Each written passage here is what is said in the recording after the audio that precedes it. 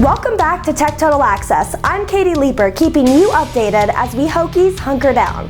Because not all Virginia Tech students will return to campus as a result of the coronavirus pandemic, small Blacksburg businesses are worried that they will not have enough customers to keep their doors open. In order to adhere to recommended social distancing guidelines, some restaurants and bars have temporarily closed or are only offering carryout and delivery service. Business owners are having to get creative to draw in customers who are stuck inside. Blacksburg Bagels is locally owned and operated and has been preparing handmade baked goods for the Blacksburg community since 2013. Blacksburg Bagels has its roots in the Blacksburg Farmers Market, where it remains an active year-round member.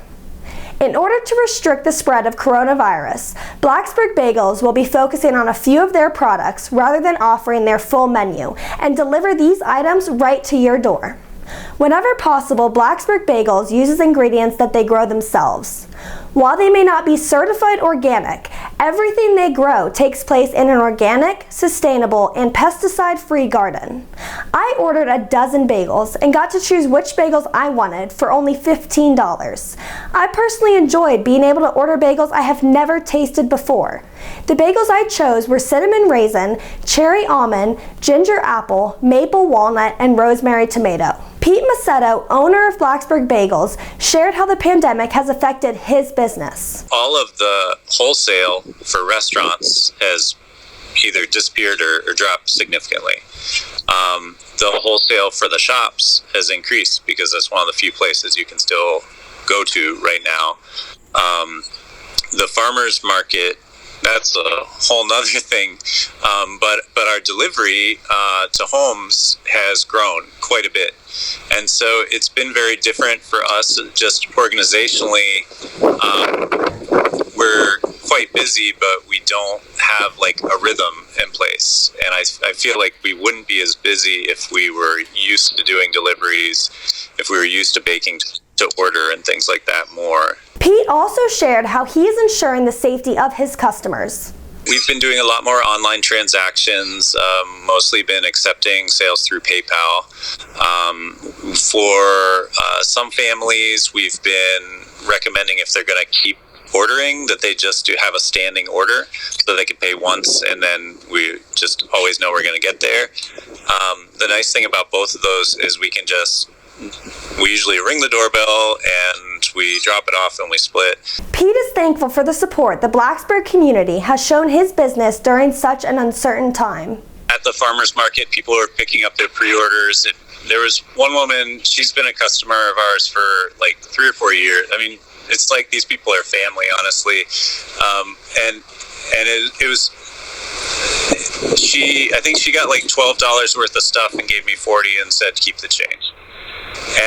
And you can see it like literally in the eyes of these people that they're worried that some of the parts of their life and the farmers market being a part of that could fall apart, and they don't want to see that happen. And I think a lot of people have the means to support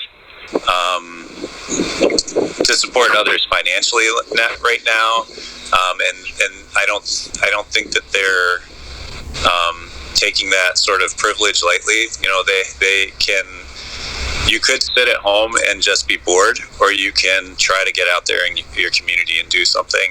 And I think that was a big thing. That first contribution we had, we didn't solicit that at all. Someone just reached out and said, "Will you do this?" And I felt very grateful that they wouldn't have asked us. They wouldn't have asked me if they thought I would say no. So the fact that they chose to do it that way really meant a lot. Pete is not only worried about keeping his business afloat, he is also trying to help the Blacksburg community. We had a contribution from a community member who said, if I give you $600, will you bake $100 worth of bread for a local food pantry, interfaith food pantry, for 6 weeks? And so, absolutely, we did that, and we actually are sort of doubling what we bake for them, so we're matching what they're contributing. So lower profit for us, but who cares? That's just something that we do, and it's not something that I can't afford to do, but I feel like I can't afford not to do it either, because this is a time when we're going to see people's true colors. They always, was it Mr. Rogers said, always look for the helpers. And I feel like we're seeing more and more people not just looking for the helpers, but looking to be the helpers. Pete shared the different ways small Blacksburg businesses are coming together to help each other and the community. Restaurants have access to a lot of supplies that they would use in the restaurants. And a lot of those things are not present at grocery stores anymore, like toilet paper. And so the Interfaith Food Pantry, I went up and talked to him. I was like, is there anything else you need? He's like, no, bread's great. And I said, you're not out of anything else? He said, we haven't had toilet paper in 4 days. And so I went and talked to the owner of Benny Marzano's, Chris Brown, because we rent kitchen space from him. And I said, can you get toilet paper? He said, yeah, all these distributors have toilet paper because they hold it for restaurants. And he ordered a case of toilet paper when we brought it over. It was nothing. So I feel like there are resources around, and we need to keep talking to one another and not just ask for things that we think that someone else can help with, because the food pantry didn't think to ask the baker if he could get toilet paper. But if we can put our needs out there, I think that we can really come together as a community. While enjoying your homemade bagel, wash it down with a fresh mimosa brought to you by our local Sharkies. Sharkies is offering free delivery of food, beer, and wine to the town of Blacksburg. The mimosa kit is available for just $12 and comes with a bottle of champagne and orange juice. Stephanie Rogol, owner of Sharkies, shared how she is ensuring the safety of both her staff and customers. Well, first, we take everybody's temperature when they come to work to make sure nobody has a fever. We also make sure that we practice social distancing, so there's never that many people in the building, and we're staying away from around each other. We're all very healthy. And another thing that we did was every person that came back to work that had been on spring break at any place like Miami, we had them self-quarantine. Stephanie also shared how she feels about the law allowing staff to collect unemployment for diminished hours. Most of our staff wants to work, so what we're doing is we're having everybody work just at diminished hours so that they can still collect unemployment and still get an extra $600 a week.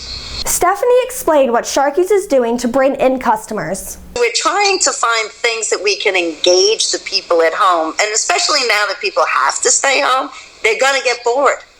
So we got to find things that keep them happy, because, that's the other negative repercussion to something like this. We are social creatures. We like to interact with people. So you got to keep people enjoying themselves. I'm thinking about, can we do trivia through our Facebook page? How do we engage the communities so that they can also have fun? And we're just trying to come up with whatever we can to do that.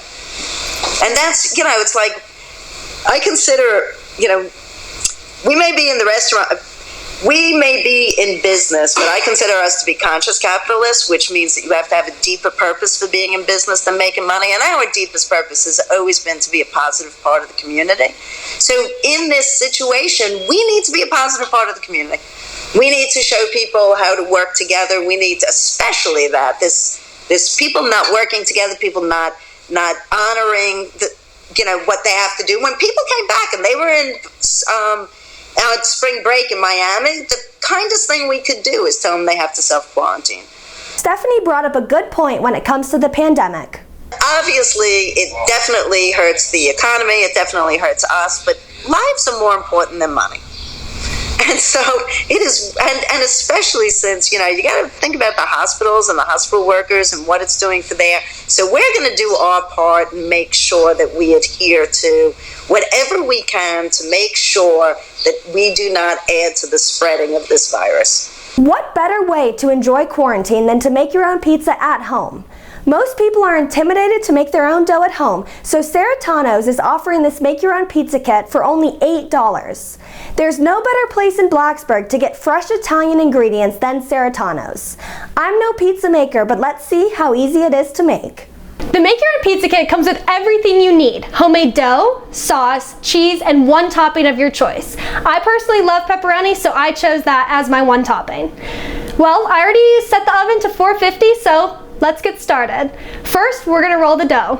I'm gonna use a roller because I don't trust myself to roll this properly. Now that I have a semicircular pizza crust, we're gonna add the sauce.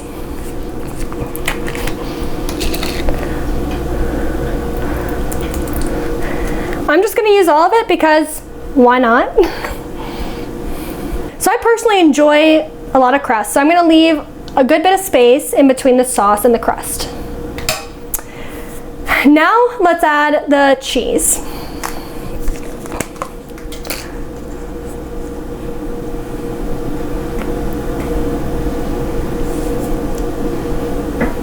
Now let's add some pepperoni.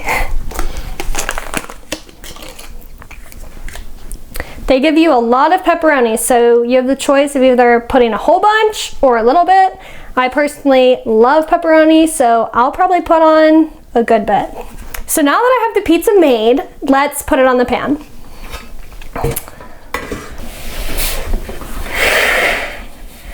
I'm gonna adjust it a little bit because mine's definitely not as circular as this pan is, but you know, it'll still taste good, I hope. So now that I have the pizza on the pan, let's put it in the oven. Ceritano told me that I could cook it for 15 minutes or watch until the pizza crust turns a golden brown.